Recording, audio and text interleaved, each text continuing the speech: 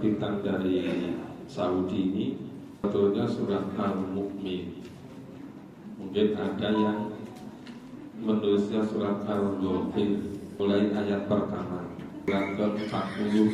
A'udzu billahi minasyaitonir rajim. Bismillahirrahmanirrahim. Ya, sepertinya perlu pengantar sedikit tentang surat ke-40 ini. Namanya itu ada 3. Ya, ada yang menuliskan surat Al-Mu'min karena pada ayat 28 itu diterangkan bahwa ada kaum Fir'aun, pengikutnya Fir'aun yang iman kepada Nabi Musa, tetapi mereka takut kepada Fir'aun, kemudian masih menyembunyikan keimanannya. Kejadian ini dianggap inti dari surat Al-Mu'min ini. Ya, sebetulnya juga ini terjadi bukan hanya pada kaumnya Fir'aun. Ini bisa terjadi di berbagai macam zaman dan di berbagai macam tempat. Orang yang sebetulnya beriman, tetapi karena takut kemudian belum secara terang-terangan menyatakan keimanannya. Biasanya ketika berhadapan dengan penguasa, yang penguasanya itu misalnya dolim atau otoriter, itu bisa terjadi berulang-ulang. Nah, makanya ini surat ke-40 disebut surat Al-Mu'min. Nah, pada ayat ketiga yang paling awal itu disebutkan ghafiri dzambi. Ghafir disebut juga ini surat ke-40 disebut surat Ghafir karena Allah yang Maha Pengampun, yaitu isim fa'il ya, yang mengampuni dosa-dosa. Dosa sebanyak apapun, seberat apapun, asal dia betul-betul tobat nasuha, termasuk misalnya dosa karena kekafiran, kemusyrikan, kemunafikan, mungkin dosa zindik, mungkin dosa membunuh orang, atau dosa-dosa yang lain yang besar-besar, asal betul-betul tobat nasuha, Allah Maha Mengampuni. Ini juga dianggap yang menjadi isi utama dari surat ke-40 ini. Maka sering juga disebut surat Al-Ghafir. Kemudian surat 40 juga sering disebut sebagai surat yang bernama Dzit-Taul. Nah, Dzi artinya memiliki, Taul itu karunia. Jadi Allah yang Maha mempunyai karunia. Karunia Allah diberikan kepada hambanya, kepada makhluknya. Tapi sebutan Dzit-Taul memang tidak sepopuler sebutan Al-Mu'min atau Ghafir. Maka yang paling sering disebut dua itu, Al-Mu'min atau Ghafir. Nah, silahkan nanti kalau ada yang menemukan salah satu dari dua itu yang disebut Ghafir atau Al-Mu'min, itu surat ke-40. Nah, itu secara singkat seperti itu. Kemudian surat ini diamali dengan huruf hijaiyah. huruf kha dan mim. Itu fungsinya untuk memfokuskan perhatian bahwa wahyu berikutnya firman Allah itu sangat penting. Biasanya sebagian besar ayat Quran yang diamali dengan huruf hijaiyah itu berikutnya berisi tentang mukjizat, tentang wahyu, tentang Al-Quran. Itu sebagian besar seperti itu. Bisa alif lam mim langsung zalikal kitabu la raiba. Ini juga kami tanzilul kitabi minallahil azizil alim. Jadi ternyata setelah huruf hijaiyah itu wahyu yang Allah turunkan itu luar biasa pentingnya. Ya. Tanzilul kitab, ya. Diturunkan kitab Al-Quran ini minallah, dari Allah, Al-Aziz Al-Alim, yang maha perkasa lagi maha mengetahui. Ini membantah dari seluruh tuduhan orang-orang kafir, orang-orang musyrik yang menganggap bahwa yang diterima Nabi itu sihir. Ada yang menyebut syair, ada yang menuduh Nabi itu ngambil dari orang yang ahli bahasa, sastrawan, pujangga. Ada yang menyakiti Nabi dengan mengatakan Nabi itu ahli sihir, Nabi itu ahli syair. Bahkan ada yang lebih keterlaluan lagi, ya, menyakiti Nabi dengan mengatakan Nabi itu seorang yang gila. Itu semuanya dibantah oleh Allah. Nggak ada betulnya sama sekali bahwa yang diterima Nabi dari Allah itu betul-betul wahyu dari Allah yang maha perkasa lagi maha mengetahui. Walaupun ini diulang-ulang dengan berbagai macam redaksi, tapi ternyata bukan hanya terjadi pada masa Nabi, sampai masa sekarang pun kebanyakan orang tidak meyakini, tidak mengimani kebenaran Al-Quran. Padahal sudah dipastikan oleh Allah bahwa Al-Quran itu diturunkan dari Allah yang maha perkasa lagi maha mengetahui, bukan dari mana-mana. Nabi sama sekali tidak mengambil dari pujangga, dari ahli syair, dari ahli sihir, ngambil dari orang yang memiliki keahlian sastra yang luar biasa. Bukan. Ini sepenuhnya semata-mata dari Allah. Ghafiril dzambi wa qabilit taubah sadidil iqabil taub. Allah yang menurunkan kitab Al-Quran tadi, yang maha perkasa Al-Aziz, yang maha mengetahui Al-Alim, ya, yang mengampuni dosa dan menerima taubat, lagi keras hukumannya. Ya. Kenapa ini selalu dipaparkan berurut-urutan? Bahwa orang yang berdosa, sekalipun dosa besar, kalau bertobat Allah maha pengampun.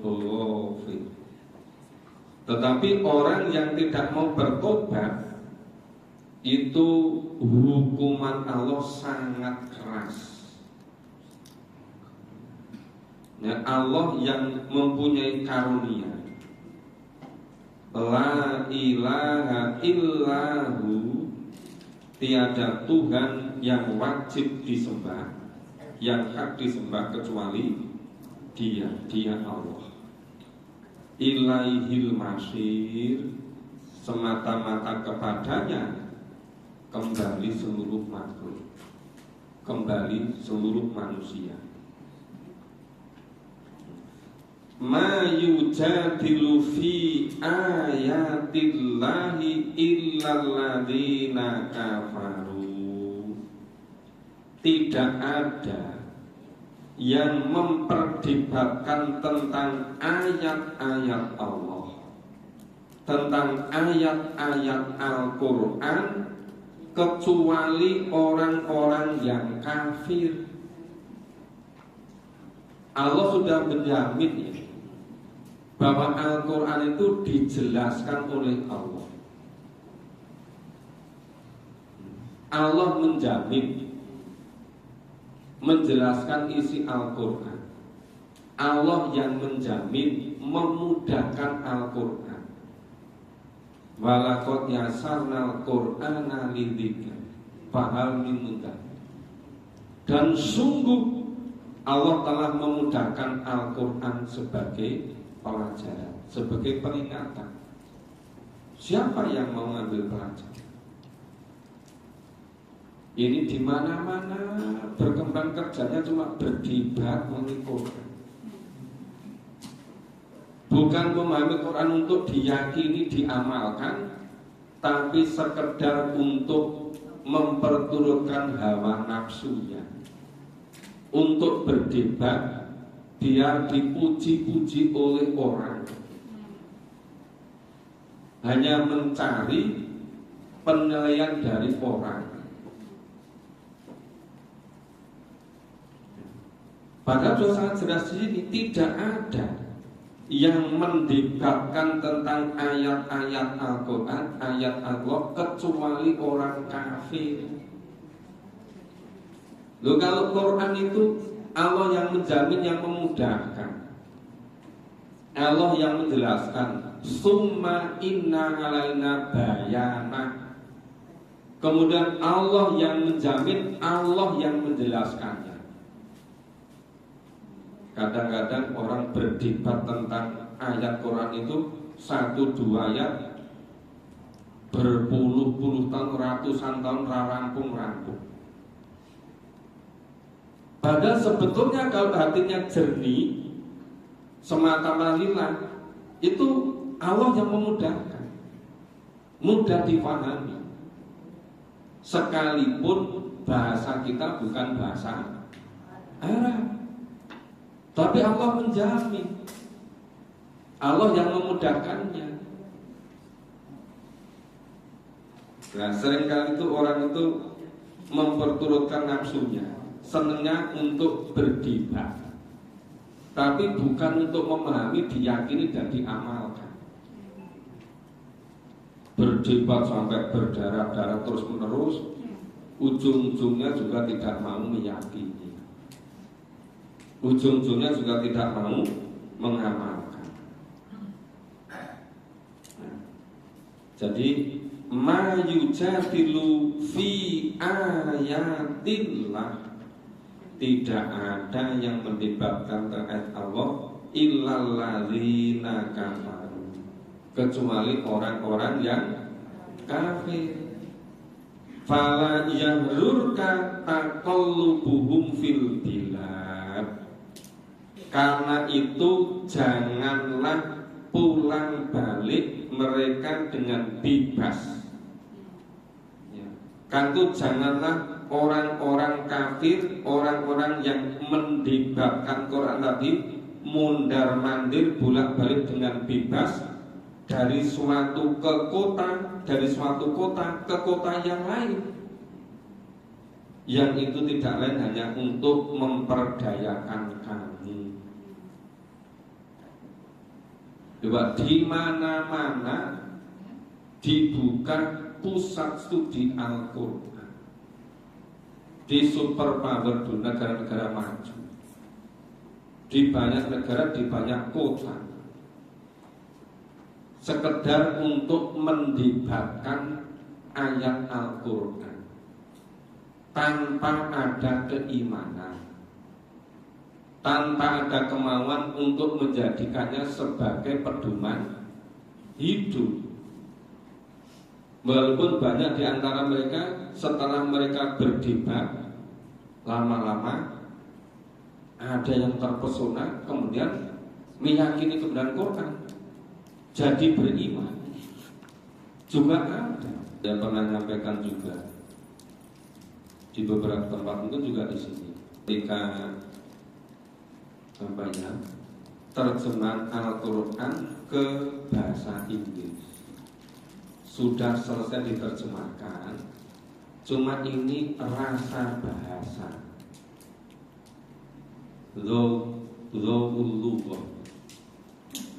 ini sudah sesuai dengan bahasa Inggris atau belum.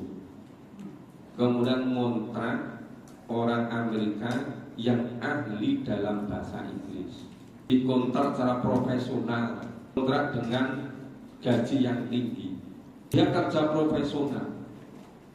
Tapi ternyata setelah bekerja sekian bulan, dia udah nggak kuat dengan kehebatan Al-Quran. Akhirnya dia memeluk agama Islam. Walaupun semula itu kerja secara profesional. Ada yang begitu gitu.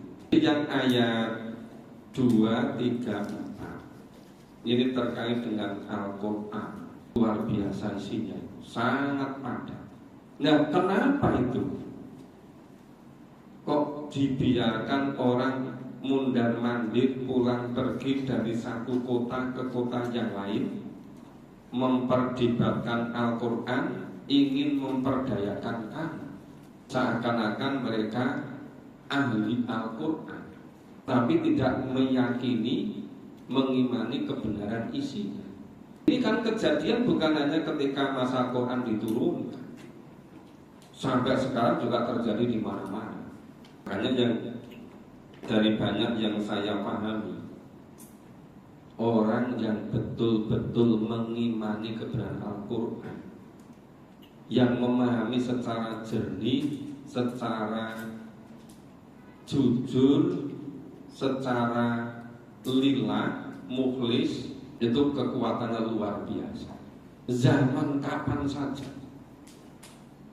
bukannya didominasi zaman Rasulullah, bukan hanya ketika Al-Quran diwahyukan pada Nabi dan para sahabat.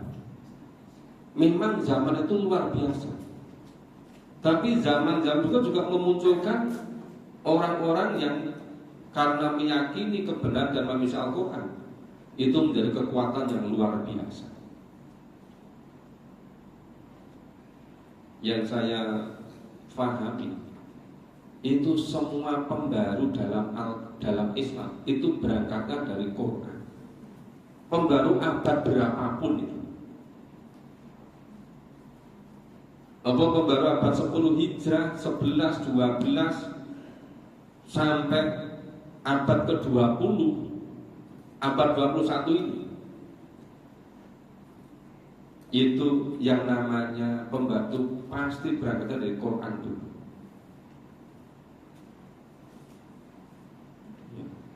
Itu misalnya kita lihat ada namanya Jamalul Al-Abwani, setelah memahami Al-Quran merasa bahwa ini banyak yang salah. Kenapa umat Islam seluruh dunia kok dijajah, padahal punya Al-Quran? Kemudian menggelurakan pentingnya orang Islam itu menjadikan Quran sebagai dasar untuk membebaskan, untuk mencapai kemerdekaan. Walaupun risikonya dia dikejar-kejar terus, diburu terus, ditangkap, dipenjara, tapi tidak pernah dia berhenti. Itu kekuatan Al-Quran. Murid-muridnya juga begitu. Itu abad 20. Abad 21 ada juga. Ya walaupun memang jumlahnya memang tidak sebanyak abad-abad sebelumnya, tapi masih ada. Makanya kadang-kadang teringat juga, iya ya, sama-sama meyakini kebenaran Quran, sama-sama memahami isi Quran, hidup yang sebenarnya besok di akhirat. Hidup di dunia cuma sangat sebentar, tapi kenapa sampai rela seluruh hidupnya untuk lillah? Tapi kenapa juga orang terhadap Quran kok ogah-ogahan, seakan-akan tidak merasa butuh, seakan nggak penting. Apalagi kalau hidupnya itu karena hanya ingin pujian orang, hanya biar dapat apresiasi dari orang, dari institusi, dari negara-negara maju, biar dapat ribet ini, biar dapat hadiah ini, biar dapat apresiasi ini. Itu semuanya hanya karena orang, bukan karena lillah. Nah, yang semacam itu ya tidak banyak bisa diharapkan untuk akhiratnya. Makanya salah satu perbedaan orang yang betul-betul meyakini kebenaran Quran dengan yang tidak, itu dilihat sebetulnya hidupnya itu untuk apa. Kalau hidupnya sekedar ngikuti kemauan orang, hidupnya sekedar kalau dipuji ya dia berangkat, kalau dicela dia nggak berangkat. Lah kalau hanya begitu, tidak perlu orang beriman pada Quran. Memang kebanyakan ya begitu. Padahal selama dunia ada itu dimanapun kapanpun, ya yang terjadi seperti itu.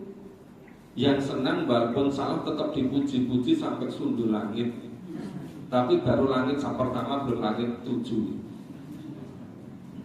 Tapi kalau nggak senang walaupun betul, ya, nek perlu dibikin fitnah gitu. Nah makanya kalau lillah itu nggak usah terlalu memperturutkan kemauan orang. Orang mau muji, orang mau apresiasi, orang mau mencela, orang mau apapun, biarin saja itu hak mereka. Terus suatu ketika kalau mereka nanti paham akan sadar sendiri. Jadi memang harus punya prinsip, harus punya pendidikan. Kalau nggak begitu, itu nanti nggak ada perubahan. Terus kadzabat qablahum qaumun Nuh wal ahzabu min ba'dihi. Sebelum mereka kapan? Sebelum mereka orang-orang kafir di Mekah, orang-orang musyrik di Mekah, sebelum Al-Quran diwahyukan. Ini kan surat Al-Mu'min, surat Ghafir, ini surat Makkiyah.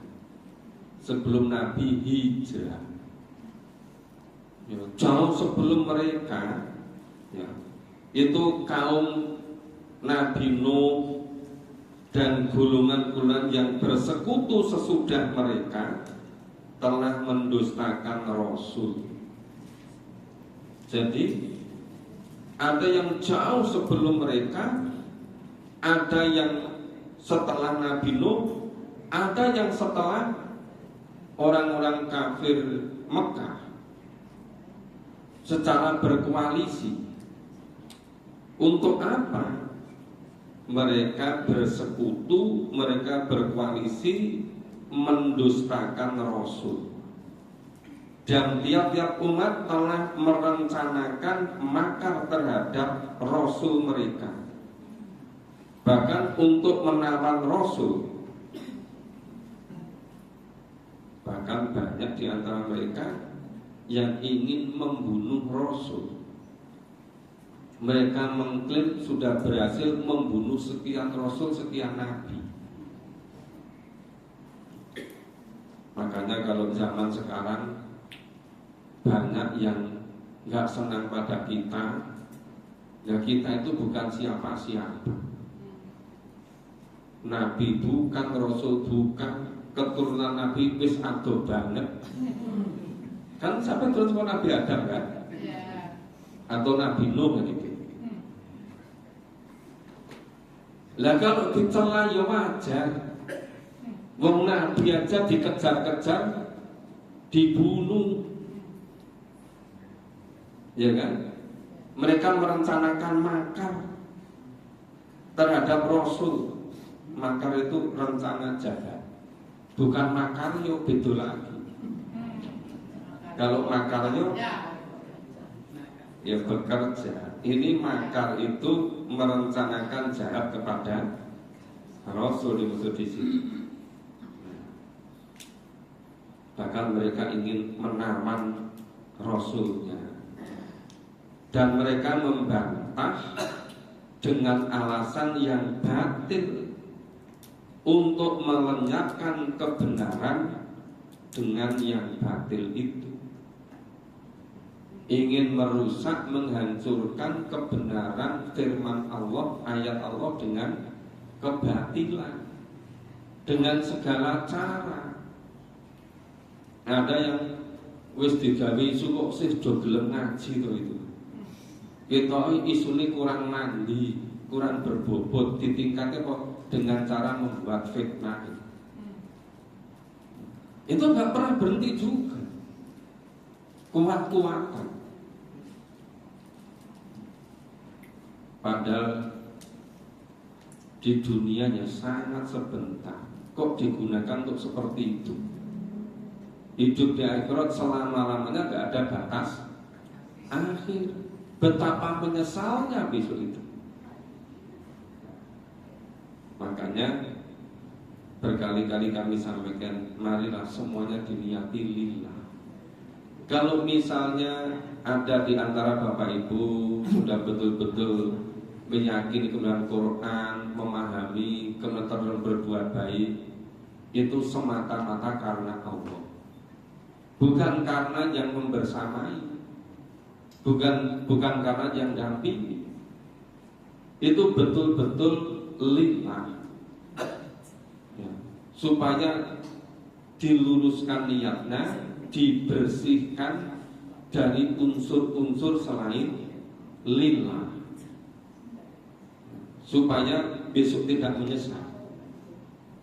Sekarang masih kesempatan leluasa. Mari betul-betul semuanya dimurnikan niat kita. Karena kesungguhan Bapak Ibu, kemudian Allah meridhoi, Allah membuka jalan, memberikan petunjuk, memberikan hidayah, kemudian semakin bertambah yakin, semakin terus memahami, kemudian mendorong untuk beramal soleh. Ya itu semuanya lillah itu, bukan karena yang lain. Terus bahammat kullu ummatin bi rasulihim liyahudu. Nah, ini kenapa tadi kok sampai buat rencana makar menawan Rasulullah, ya ingin menawan Rasulullah, ke mereka berbantahan sampai apa? Wajadalu bil batil liyudhidu bihil haq. Mereka sampai berdebat, sampai mereka itu ingin merusak, menghancurkan kebenaran dengan kebatilan. Kebenaran Quran mau dirusak dengan kebatilan. Fa'aqul tubuh. Semuanya mereka sudah merencanakan demikian rupa. Maka fakana iqamah, maka betapa pedihnya azab Allah. Jadi ternyata bukan hanya menuduh Nabi bahwa wahyu yang dari Nabi itu merupakan sihir, syair, diambil dari orang lain, bukan hanya nuduh Nabi sebagai orang gila, ya. Bahkan mereka itu orang kafir bisa sepanjang masa itu berdebat terus-menerus tentang ayat Al-Quran. Ya.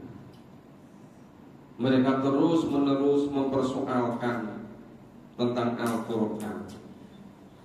Kadang-kadang Al-Quran itu banyak hal yang gaib, kemudian berusaha memahami secara logika, secara empiris. Kalau nggak ketemu jawabannya, nganggap Quran itu nggak masuk akal, kemudian tidak meyakini, kemudian mengkufuri gitu. Padahal memang Al-Quran itu bukan buku ilmiah. Ya, Al-Quran itu mukjizat. Kalau misalnya dengan keterbatasan akal manusia kemudian belum bisa memahami, ya karena keterbatasan akalnya. Tapi suatu ketika mungkin muncul generasi berikutnya, bisa saja bisa lebih memahami. Nah, kalau Al-Quran memberikan kisah tentang kehidupan di akhirat, kemudian dinalar dengan akal yang sangat terbatas, ya bolak-balik berdebat. Maksud iya sih? Orang sudah meninggal beribu-ribu tahun sudah jadi tanah, tulangnya sudah rapuh rusak semua begini, akan dihidupkan kembali gitu. Kemudian diakal dipikir pakai rasio biasa, nggak mau mengimani. Kemudian menganggap tampaknya nggak mungkin ini.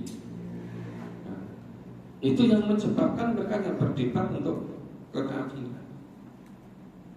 Nah, maka itu tadi fala yaghrurka taqallubuhum fil bilad. Karena itu janganlah mereka itu dibiarkan pulang pergi mundar-mandir dari satu kota ke kota yang lain ingin memperdayakan kamu. Seharusnya yang semacam itu tidak usah dituruti. Nek dituruti yang ngerepot-ngerepoti. Kita sendiri nanti yang akan rugi, nggak produktif. Ya.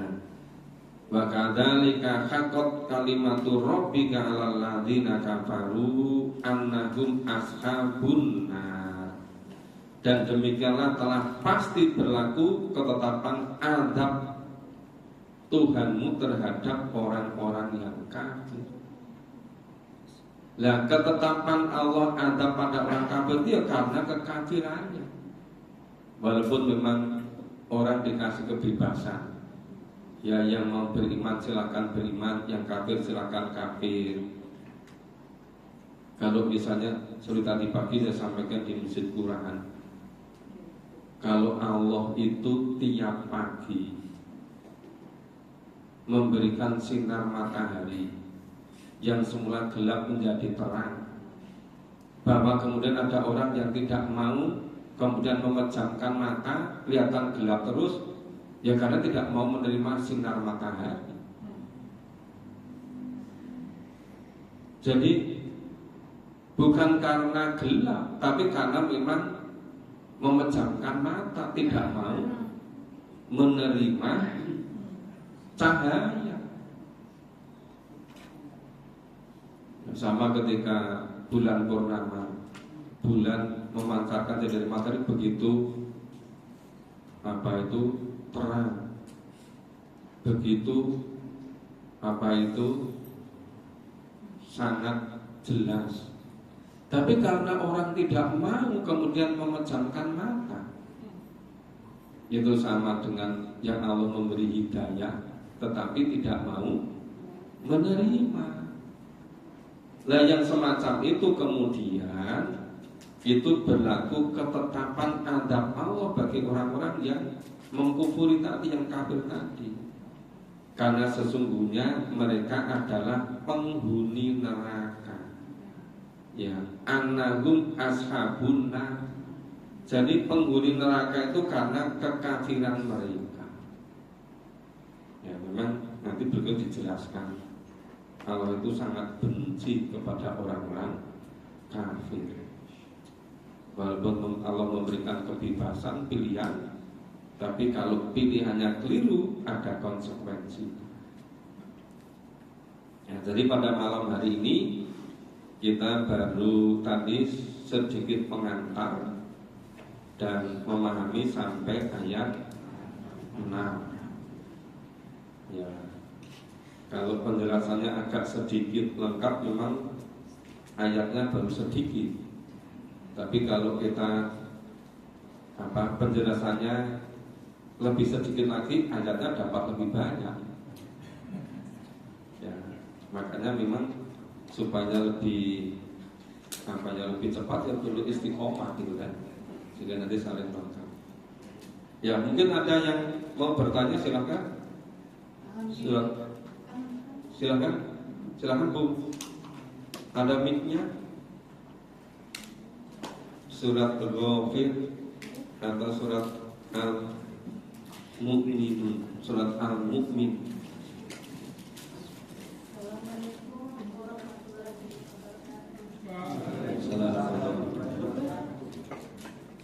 Belum, coba agak dekat, sudah bunyi belum? Sudah ya, agak dekat. Saya tanyakan begini Pak, katanya ada hadis yang mengatakan bahwa Allah Maha menghendaki sesuatu. Begini katanya, dia itu kalau Allah berkehendak, walaupun kita saleh, kalau Allah menghendaki kita masuk neraka, maka masuklah neraka. Walaupun kita mengerjakan kesalahan, kalau Allah menghendaki kita masuk surga, kita masuk surga. Bagaimana betul ada hadis yang seperti itu Pak Bom? Karena ada kemarin yang bicara seperti saya, kayak begitu. Seluruh hadis yang isinya bertentangan dengan Quran itu sudah batal dengan sendiri. Ya. Jadi salah satu ciri hadis yang tertolak, yang mamdu, banyak sebabnya. Tapi salah satu cirinya itu isinya bertentangan dengan Quran. Loh, kalau Quran menyebutkan di sekian banyak ayat, kebenaran itu dari Allah. Yang mau beriman silahkan beriman, yang mau kafir silahkan kafir. Jadi surga itu balasan atas iman dan amal solehnya. Neraka itu akibat dari kekufurannya. Itu Quran sangat jelas berkata begitu. Makanya seandainya ada hadis yang betul begitu, itu hadis tertolak dengan sendirinya. Karena tidak mungkin hadis yang sahih, yang mutawatir bertentangan dengan isi Al-Quran. Jadi salah satu persyaratan matan hadis itu isinya harus sejalan dengan Al-Quran. Makanya berkali saya sampaikan, alangkah baiknya kalau Quran itu dipahami dulu secara komprehensif, kemudian ditambah dengan hadis. Akibat orang belum memahami Quran langsung kepada hadis, akhirnya apa? Tidak bisa membedakan. Itu jadi menafikan sekian banyak kebenaran Quran kalau berpegang pada hadis yang matanya seperti itu. Nah, makanya perlunya memang pakai prioritas gitu. Itu begitu Bu. Ada yang lain? Ada. Dari Bapak, silakan Pak. Assalamualaikum warahmatullahi wabarakatuh. Pengantar tadi Profesor menjelaskan bahwasanya Silakan. bahwasanya ketika Rasulullah itu menyampaikan ayat Allah, orang-orang masuk salah menanggapi bahwa itu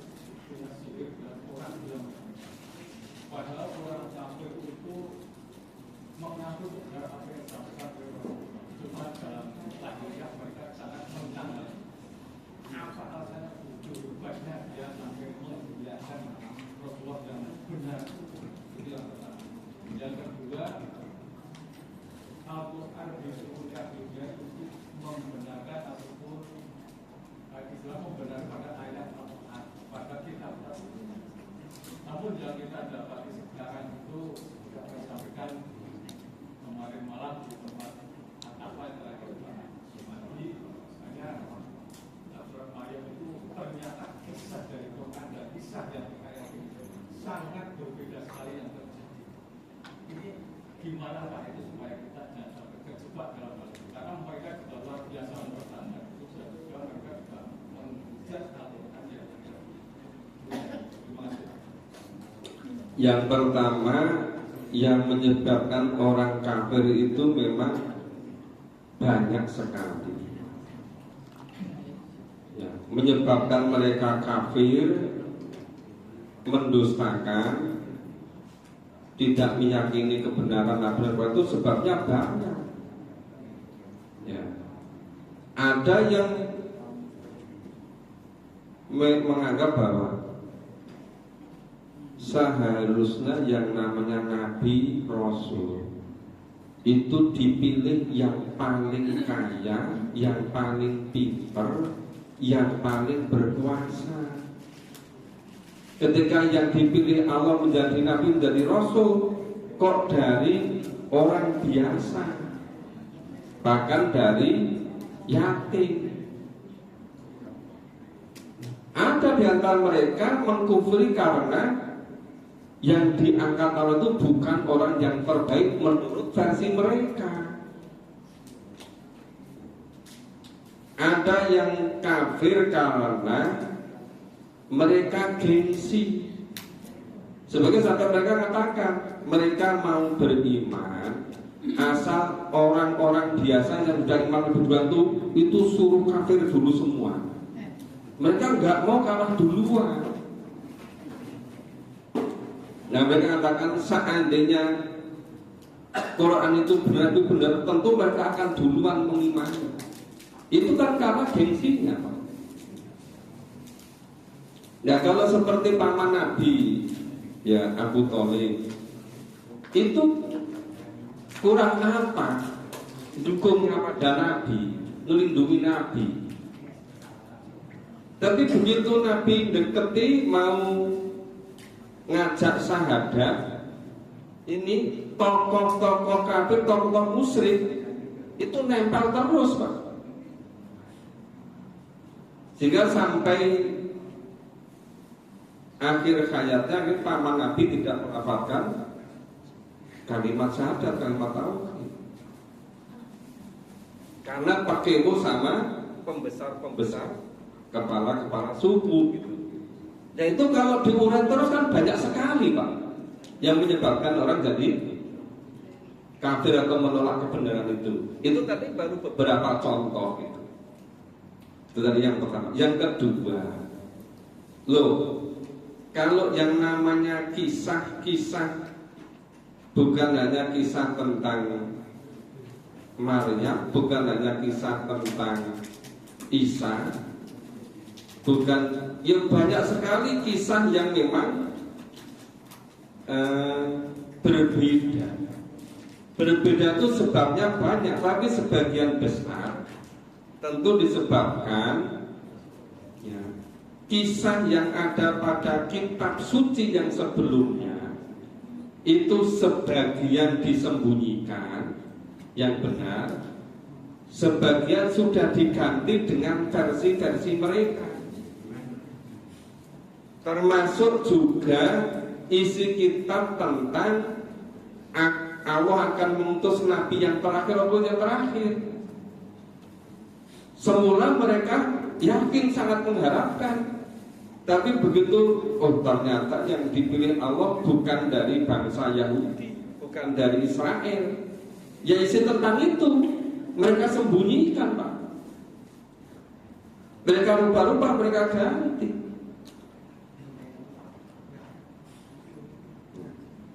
Sehingga kalau misalnya Padahal kita itu harus imani pada kitab-kitab sebelumnya juga. Tapi yang diimani itu kitab sebelumnya yang belum dicampur tangan oleh tangan manusia.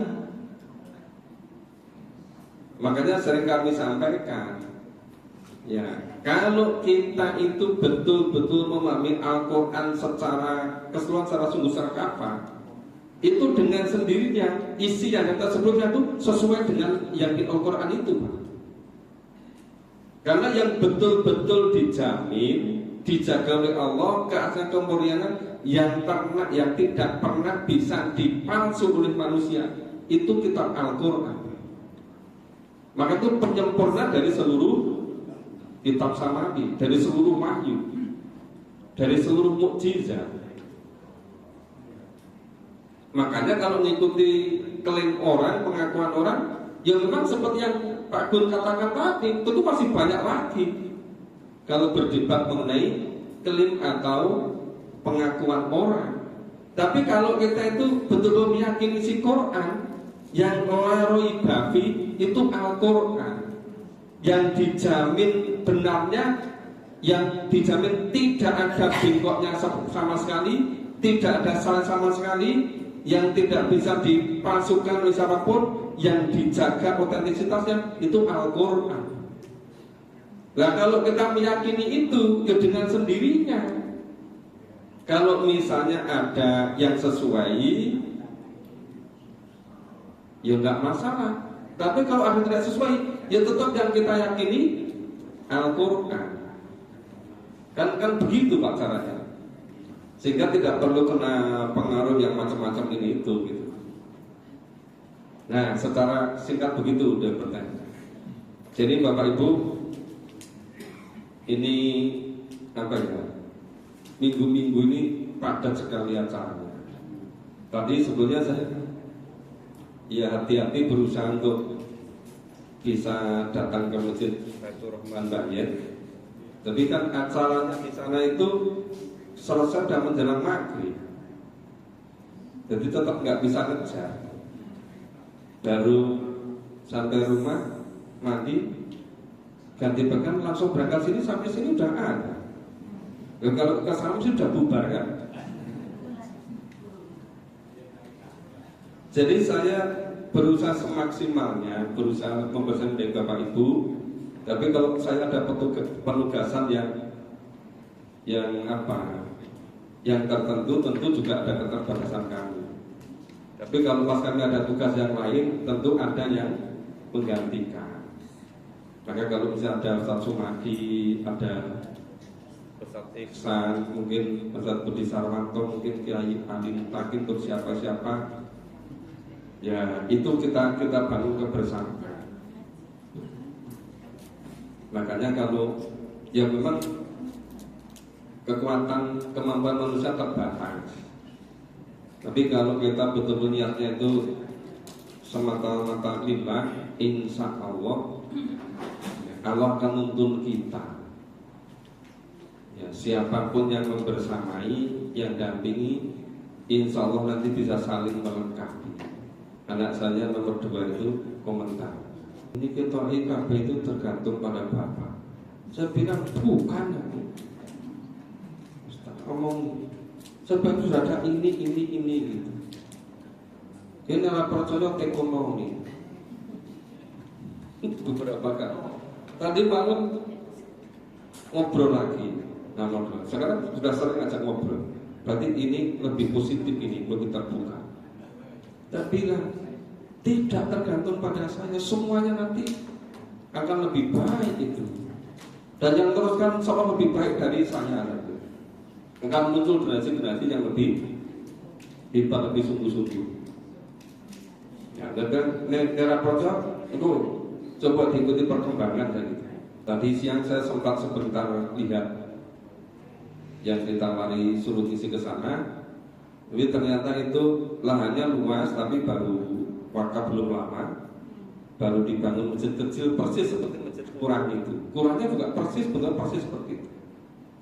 Kemudian baru dibangun apa itu sebelahnya itu Rencananya 3 lantai, baru jadi 1 lantai, baru ada santrinya 6 orang ke berapa. Masjidnya juga jamnya baru sedikit. Tapi meminta supaya dituntuni memahami Quran sebagaimana yang dilaksanakan di sini gitu. Tempatnya jauh, padat, ya saya bilang coba nanti kita dulu, kita siapkan dulu gitu. Tapi rasa-rasanya saya memang gitu, berkembang kuat kalau mereka sungguh-sungguh ya tetap juga kita bangun kebersamaan gitu. Toh nanti bisa gantian gitu kan. Karena kemauan untuk betul-betul memahami Al-Quran itu sangat mahal. Namanya iman itu tidak bisa dibanding dengan harga apapun. Makanya iman itu luar biasa. Maka ketika iman sudah ada pada diri kita, itu betul-betul dijaga. Enggak mudah. Orang-orang yang seperti bapak ibu itu betul-betul tidak mudah. Itu nanti semakin bisa istiqomah, semakin betul-betul bisa merasakan. Apalagi berikutnya. Makanya memang perlu istiqomah, perlu kesungguh-sungguhan, perlu kesabaran, perlu ketabahan. Bagus. Demikian Bapak Ibu untuk malam hari ini. Semoga bermanfaat. Mohon maaf kalau ada kurang dan salahnya. Waktu kami kembalikan kepada Pak Is. Assalamualaikum warahmatullahi wabarakatuh.